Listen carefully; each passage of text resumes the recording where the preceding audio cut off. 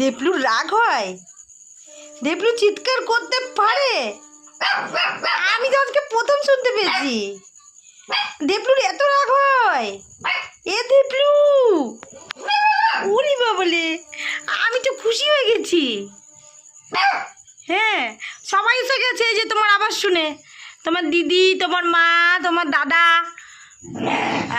কিন্তু ও বকতে পারে, বকে দে দেবলু, বকে দে দেবলু, বউ করে দাও।